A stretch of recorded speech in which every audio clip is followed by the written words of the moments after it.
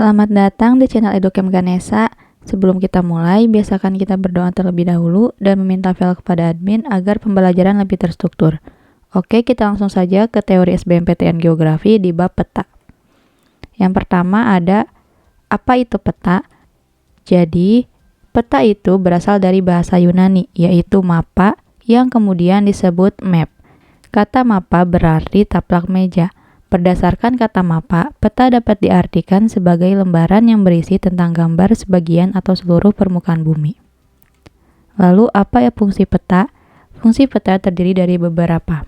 Yang pertama, memberi informasi mengenai letak relatif maupun absolut suatu daerah.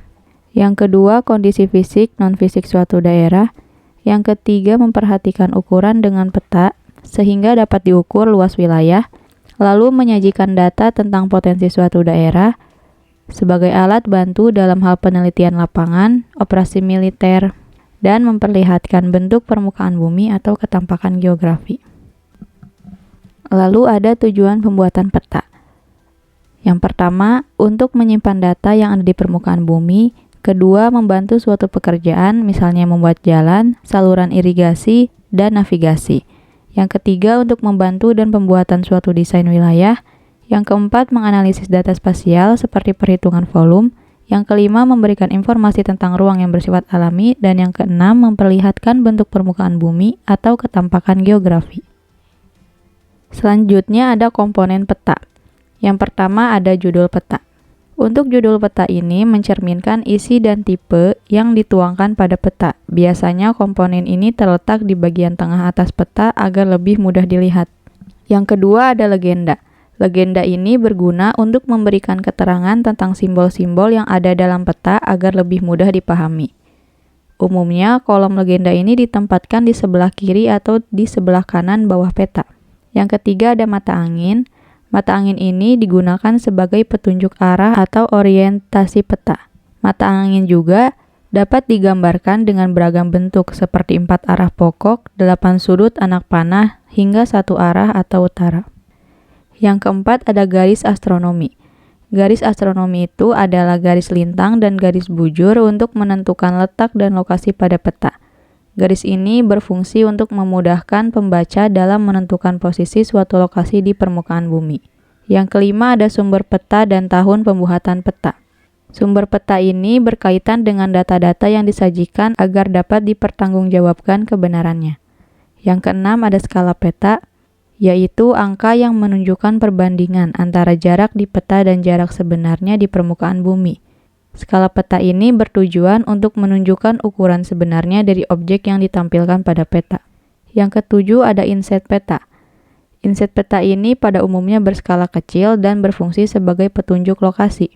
Misalnya, ada daerah yang dipetakan belum banyak dikenal umum, maka peta yang demikian ini memerlukan inset. Inset peta terdapat 2 jenis, yaitu inset lokasi dan pembesaran. Untuk manfaat inset peta yang pertama, untuk memperjelas peta yang digambarkan, dan sebagai penyambung daerah yang tergambar karena tidak muat pada satu lembar. Lalu yang kedelapan ada penulisan atau lettering, yaitu tulisan yang bertujuan untuk mempertegas arti dari simbol peta. Misalnya, nama perairan ditulis miring dan nama tempat lain ditulis tegak. Yang kesembilan ada warna peta. Warna ini memiliki fungsi tertentu. Setiap warnanya menggambarkan informasi yang penting terkait objek peta. Misalnya warna biru untuk wilayah perairan dan warna hijau untuk dataran rendah.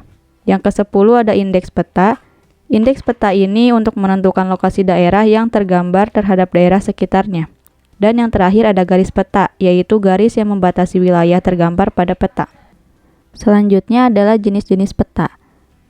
Jadi ada beberapa jenis peta. Yang pertama berdasarkan isi. Ada peta umum, yaitu proyeksi permukaan bumi secara umum. Di dalamnya terdapat gambaran fisik, antara lain sungai, laut, serta sosial budaya, gedung, jalan raya, dan lain-lain. Contoh peta umum ini ada peta topografi, yaitu peta yang menggambarkan bentuk permukaan bumi. Ada peta korografi, yaitu peta yang menggambarkan sebagian atau seluruh permukaan bumi yang bercorak umum dan berskala kecil, misalnya peta dunia dan atlas. Lalu ada peta dunia, yaitu peta yang berisi proyeksi keseluruhan penampakan permukaan bumi. Lalu ada peta khusus, yaitu peta yang menggambarkan suatu aspek atau ketampakan tertentu di permukaan bumi. Contoh dari peta khusus ini ada peta iklim, peta geologi, peta sejarah, peta pariwisata, peta curah hujan, dan lain sebagainya. Lalu ada jenis peta berdasarkan tujuannya. Yang pertama ada peta pendidikan. Contoh konkret dari peta pendidikan ini adalah denah sekolah yang digunakan untuk memperkenalkan kondisi gedung-gedung sekolah. Yang kedua ada peta ilmu pengetahuan yang digunakan untuk mendapatkan pengetahuan umum. Yang ketiga ada peta informasi umum yang berisi informasi yang harus diketahui tentang tempat umum, misalnya peta pusat perbelanjaan. Dan yang keempat ada peta turis yang digunakan untuk membantu perjalanan. Lalu ada jenis peta berdasarkan bentuk penyajiannya, yang terdiri dari peta foto. Peta foto ini berisi gambaran bumi yang didapatkan dari hasil fotografi udara. Lalu ada peta garis. Peta ini berbentuk garis grafis untuk menggambarkan kondisi permukaan bumi, dan peta digital. Peta ini dibuat dalam media komputer. Lalu selanjutnya, jenis peta berdasarkan sifat datanya. Yang pertama ada peta stasioner, yaitu peta yang sifat datanya menggambarkan keadaan permukaan bumi yang tetap atau relatif stabil. Contoh dari peta stasioner ini adalah peta kontur, peta jalur pegunungan, peta topografi, dan peta geologi. Lalu ada peta dinamis, yaitu peta yang sifat datanya menggambarkan keadaan permukaan bumi yang bersifat dinamis atau berubah-ubah. Contoh dari peta dinamis ini adalah peta jaringan irigasi dan peta jaringan telepon. Oke, sekian pembahasan teori SBMPTN Geografi di bab peta.